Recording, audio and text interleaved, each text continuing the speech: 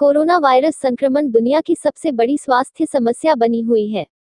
हम सब इस संक्रमण को रोकने के लिए कदम उठा रहे हैं। इस बीच डॉक्टर कहते हैं कि अन्य खतरनाक स्थितियों को नजरअंदाज नहीं करना चाहिए, जैसे कि हाइपरटेंशन। देखिए, hypertension in simple term pressure blood vessels की वॉल पे जो आता है उसको बेसिकली हम ब्लड प्रेशर कहते हैं। और ये ब्लड प्रेशर जब एक नॉर्मल से ज्यादा होता है उसको हम हाइपरटेंशन कहते हैं। क्या हाइपरटेंशन होने के पीछे मुख्य कारणों से जुड़ा है हमारा जीने का ढंग? देखिए, हाइपरटेंशन के होने के रिस्क फैक्टर्स सबसे इम्पोर्टेंट एज, मेन मतलब more than 55, women more than 65, फिर diabetes, cholesterol, obesity, sedentary lifestyle, tobacco, यानी टोबैको किसी भी फॉर्म में, जैसे सिगरेट, बीड़ी, हुक्का, तंबाकू च्यू करना, शराब पीना, स्ट्रेस जो है आजकल डे टू डे एक्टिविटी में जो स्ट्रेस है, ये भी ब्लड प्रेशर को बढ़ावा देता है। इस बीमारी को साइलेंट किलर के नाम से भी जाना जाता है। देखिए, हाइपरटेंशन जो है जो उसका इम्पैक्ट होता है वो 4 मेजर चीज़ों पे होता है। एक तो हार्ट, किडनीज, आईज और ब्रेन। तो हार्ट की आर्टरीज में ब्लॉकेज, जो कि जैसे हार्ट अटैक्स, जो कोरोनरी आर्टरी डिजीज है जो हम कहते हैं, वो हाइपरटेंशन से हार्ट की पंपिंग वगैरह पे हैम्पर हो सकती है, जिसको हम हार्ट फेलियर कहते हैं। तरह तरह की दिल की जो धड़कनों की बीमारी जो होती है, जिसको हम एरिथमियास कहते हैं, ये चीज़ें पॉसिबल हैं। ब्रेन के अंदर स्ट्रोक या पैरालिसिस जो कहते हैं, लकवा जिसे कहते हैं, वो हो सकता है। दिमाग में क्लॉट बन सकता है, दिमाग की नस फट सकती है। फिर किडनीज पे किडनी को फेलियर हो सकता है लॉन्ग रन में ब्लड प्रेशर की वजह से। आईज पे हमारे आंखों के अंदर जो रेटिना होता है उस पे चेंजेस होने के कारण ब्लाइंडनेस भी है, वो हो सकती है। तो ये 4 मेजर इम्पैक्ट होते हैं हाइपरटेंशन के।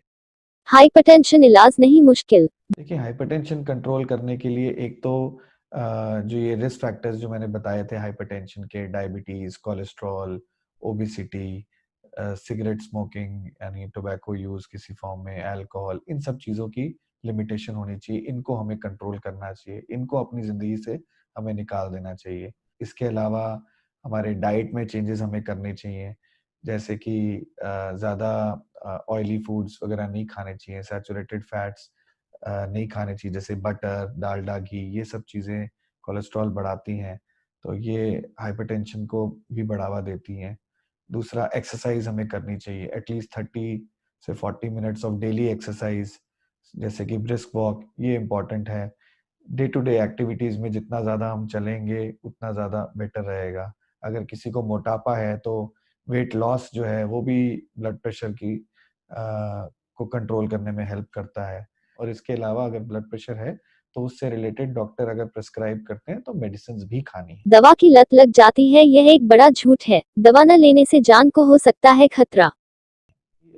अगर तो ब्लड प्रेशर बहुत ज्यादा नहीं होता, मतलब बॉर्डर लाइन ही होता है या थोड़ा ही बड़ा होता है, तो इन रिस्क फैक्टर्स की मैनेजमेंट से, जैसे मोटापा अगर है तो वेट लॉस करने से, सॉल्ट इंटेक रिस्ट्रिक्ट करने से, एक्सरसाइज करने से, टोबैको, अल्कोहल, डायबिटीज, इन सब चीज़ों को कंट्रोल करके तो कुछ हद तक ब्लड प्रेशर को कंट्रोल किया जा सकता है।